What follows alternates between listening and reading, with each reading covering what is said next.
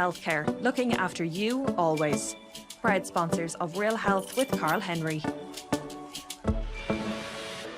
Hello and welcome to Real Health with me, Karl Henry, in association with Laois Healthcare. Folks, it is the second live recording we've done from the National Ploughing Championships 2022, and this is going to be a life lessons episode with the fabulous Mairead McGuinness, EU Commissioner for Financial Services, Financial Stability and Capital Markets.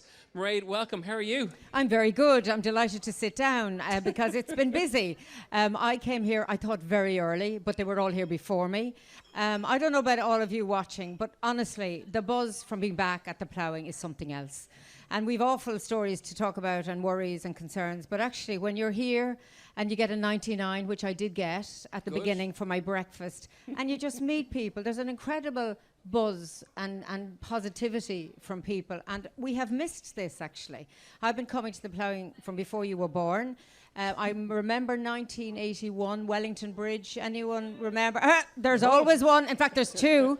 And it was very mucky in Wellington Bridge. And I worked in a program called Landmark on RTE. Okay.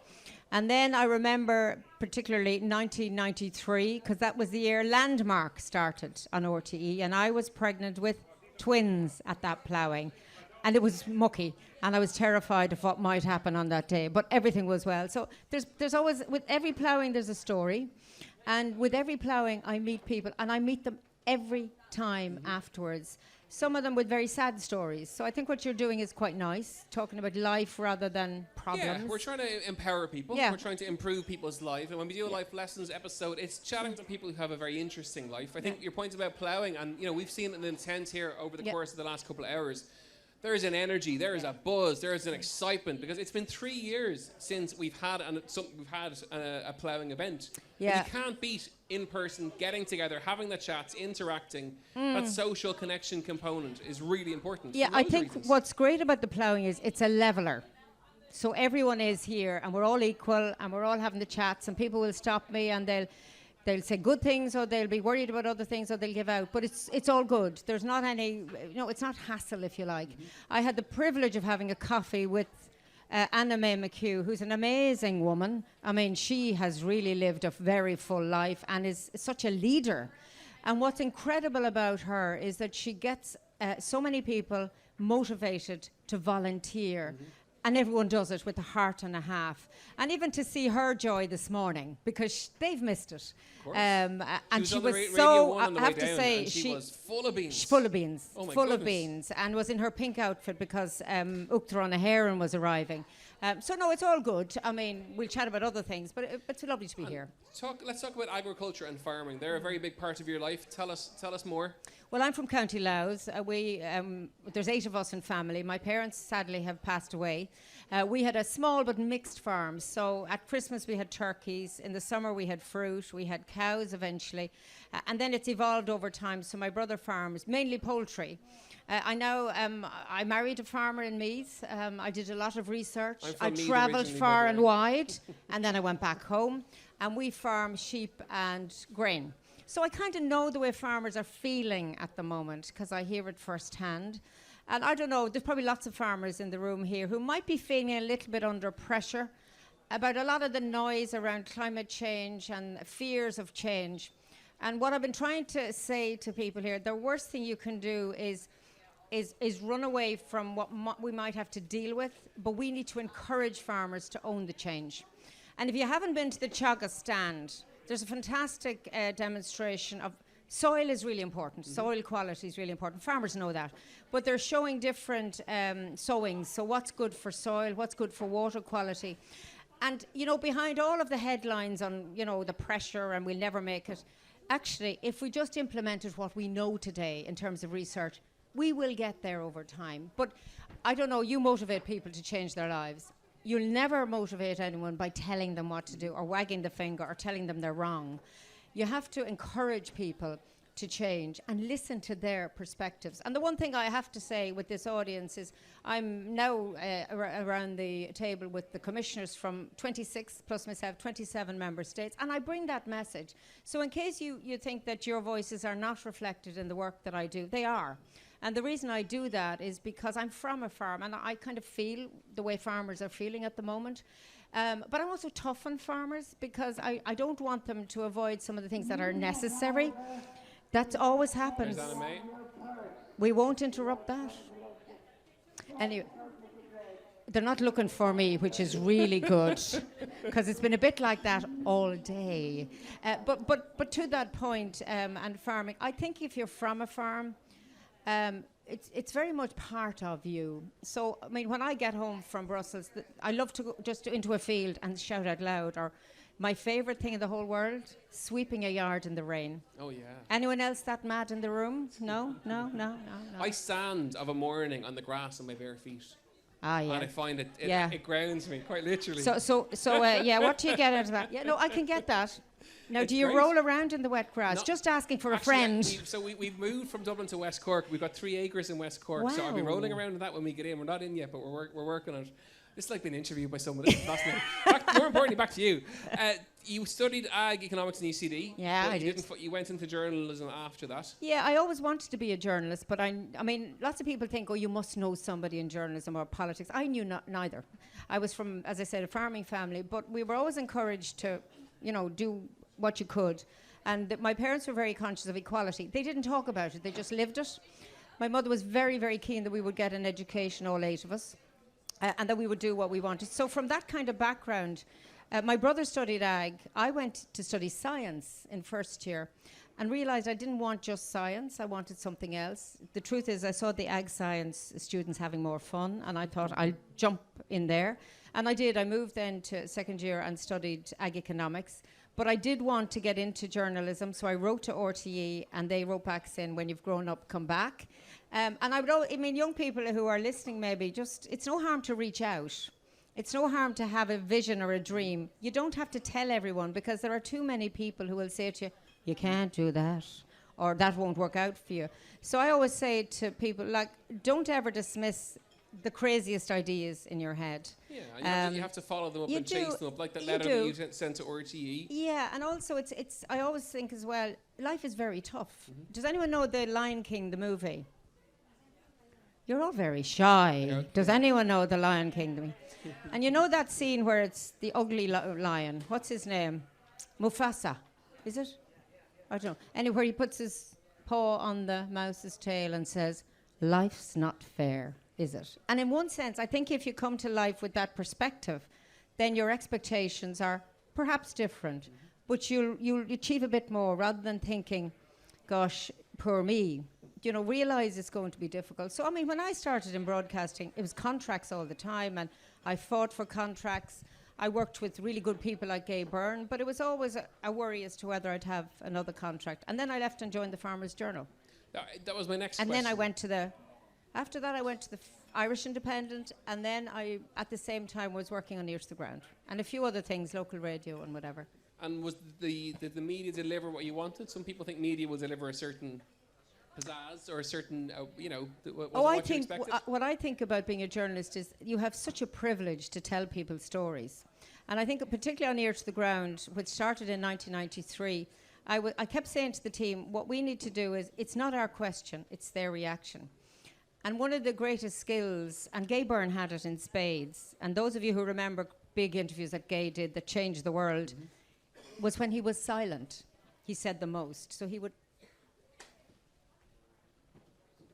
You're meant to talk now, because you get a bit nervous. No, it's okay. It worked. I do it as an interviewer every now and again. But being silent is one of the hardest things to do when you're interviewing someone or chatting. Giving it space. It takes a serious confidence to do it. You have to be able to read a face. Mm-hmm. So if you're looking at somebody and they're uncomfortable, if they're uncomfortable because they're a bit shy, you can help. If they're uncomfortable because they don't want to answer the question, that's when Gay would nod and you draw it out. And I think one of the other things, I don't know, with being journalists, you learn to listen and you learn to condense. So one of the things that stood to me when I eventually ran for the European Parliament in 2004, if you got 1 minute to speak, I would start at the end and work towards the beginning. So I'd have my point and fill. Most people start at the beginning, and by the time they got to where they wanted to be, the microphone was cut. So I think I learned a few skills, I hope, when I was in journalism. And I loved working in the Irish Indo. I made loads of pals. And the Farming Indo is flying, and Ear to the Ground is flying in the Farmers' Journal. So I didn't do any harm, I hope, along that journey. And then where did politics come from? Rush of blood to the head. I think on Ear to the Ground, and I suppose, I was 45 when I ran for politics, so I wasn't young, but I was very mature. I wasn't that young, but I got to a stage in journalism. I could still be doing it, but I was kind of realising that that wasn't enough. And I don't know what I was looking for, because I had four youngish children. And it all happened. I mean, I think things in life happen sometimes, and if you're open enough to see where it might go and prepared to take a risk. And that's what I did. So that was 2004. And I will be really, really honest, running for politics is very different than being on the telly when you're a journalist. It's a very tough place to be, because you're judged differently. So that was a big transition. And I did worry at the beginning, had I done the right thing? But I realised then I had jumped with no parachute, so I probably wouldn't go back to journalism. So it was all that uncertainty. And I just say that because I think it's important people realise nothing is easy. And sometimes the best things that you achieve are done with the toughest background and challenges and great people. I was really blessed that the people I met at every stage, they were kind of looking out for me. And in politics, so my colleagues, the constituency organisations, the members of Fine Gael, they rallied around me. And I remember I used to go around sort of gently kind of shaking hands, and this very, very much older member came up to me and said, well, to a friend who was with, said, will you tell that wee girl to ask for the number 1? And of course I hadn't done that, you see, and they were right, you know, so I did ask for the number 1. I was lucky. I mean, it worked out well, but we had a great team and a great spirit, and I think there's nothing more, I suppose, motivating than looking at an opinion poll that tells you you're nearly there, but you're not there. So there was one of those, and we jumped that one. Mairead, there's another Mairead who was part of it, and we pushed out the boat really hard, and so we won 2 seats out of 3. So I won a seat, and Avril Doyle, my running mate, won a seat, and Lee Mailward, who I keep contact with, he won a seat for Fianna Fáil. So I mean, I've had good times. Elections are tough. Folks, you're listening to Real Health with me, Karl Henry, in association with Laois Healthcare. It is one of our live episodes from Ploughing 2022. We're very happy to be back, and we're learning lots. So you're a risk taker. I'm cautious, but I'm a risk taker. Does that make sense? I think a lot of people have that in them. No, I would be quite cautious, but I think a lot. Okay, so you're a qualified risk taker. You look at the risk and then you try and qualify. I don't know if I'm qualified to be a risk taker, but I tend to... I spend a lot of time in fields or thinking. Okay. So I think that I learned that from journalism and then trying to assimilate information. I suppose I must be a bit of a risk taker. And I am, I suppose, again, very lucky that my husband is prepared to allow me to take those risks. And my 4 children have supported me. I think my poor father passed away in 2003 before I ran for election. And he would have loved it. It was tough. My mother found it very difficult, because people would say good and bad things. Mm-hmm. I think in the end she kind of came around to it, and she used to canvass in the hairdressers, so that was very big, important. Very big, yeah. How do you handle that then? I ask anyone who's got a profile job in terms of there's the easy and or the good and the bad. We all get that. How do you deal with? Well, it's changed enormously even since 2004, because now everything is instant and reactive, and everyone has an opinion and everyone is entitled to their opinion. What I think we shouldn't do is allow other people's opinion to change your mood. So if I have a tough interview, or if there's a policy that people disagree with, and everybody has their disagreements, I don't go to social media to tell me how you did or what, because I think you can poison your brain with negativity. And I've learned a skill of not reading it. And if you don't read it, you don't know it, you're not upset, you sit down, you have a cup of tea, and you get on with it. If you read it, and if you're tired and a bit worried, it will destroy you. And I'm afraid I've seen people who have allowed social media to really impinge on them and destroy them. So, I mean, there are little techniques. You probably have other techniques, but I think we all need them. You need an invisible barrier. You've mentioned already that support network is really important, that no matter what goal you're working towards or what you're striving towards, or if you are taking a risk, it's that direct group around you to enable you to hit those goals is really important. It is, but politics is quite a solitary occupation. I mean, I'm in a different role in the Commission, It's policy rather than politics. So it's interesting difference. But when you're the person who's looking for votes, so when you're the commissioner, you are there. I mean, I have a fantastic team of people that work with me. But ultimately, if things go right or they go wrong, I'm responsible. And that's quite a big, I mean, one of my titles is financial stability. That's a big task in these challenging times. But I'm not on my own, and I do draw on the expertise of others. What do you love about your job? This. I love the ploughing, honest to God. If they told me I couldn't go to the ploughing, I think I'd quit. And I was determined not just to spend a few hours or a day. I'm doing 2 days. I can't do 3, but I'm going to do 2. If you listen here today to a lot of, you learn an awful lot. You get you take the pulse of people, and you make lovely, I mean, school children. There was a young fella who was 10, it was his birthday today, and I had to get him in 99, and I was thrilled, and he was thrilled, and his father was thrilled. And they're the little things that make it worthwhile. I mean, I mentioned that I have met people here over the years, some really sad stories. And it's kind of nice sometimes when they come back and things are a bit better or whatever. It's just, and they do reconnect. And they used to come into me when I was in the farming Indo stand. You know, life is full of ups and downs for people. And I probably, because I've been in journalism and in politics and now in this role, I can almost read it in faces. When I go into schools, I can always see the little child that's a bit quiet or vulnerable. And if you bring them up gently and say, look, I have a technique where I'd say, would you mind helping me with the questions? Because I'm terrified. And if you do it kind of in a very open way, you kind of get they'll come up and they will help you, and it helps them. And that's great. Were you always ambitious? By the sounds of it, you were. I mean, I suppose I was very driven. Yeah. If you knew my mother and my father, you would be very driven. My mother had a saying, and I say this in the huge respect to her, I miss her terribly. We'll sit down when we get all the little jobs done. We stood all our lives doing the little jobs. But I mean, she had 8 children. 8 children. She had 5 in a row. I was the 5th. The house burnt down after I was born. No coincidence, just accidental. And they had 3 more afterwards. But it's interesting, they were able to educate and feed a family of 8 on a farm at that time. I mean, it is different now. I mean, 2 incomes are required. So one of the things that I really appreciate is that we take food for granted. And I think maybe now with this energy crisis and lack of fertilizer and all of these challenges, we might begin to look at the things that we actually don't see. Like we walk into supermarkets and just pick up as if, never thinking, who's behind this, either the person who processed it or the person who produced it or got up in the morning to milk the cows. You know, it might be no harm that we reassess our relationship with familiarity. And I think that the war, this illegal invasion of Ukraine, has really changed everything for the worst.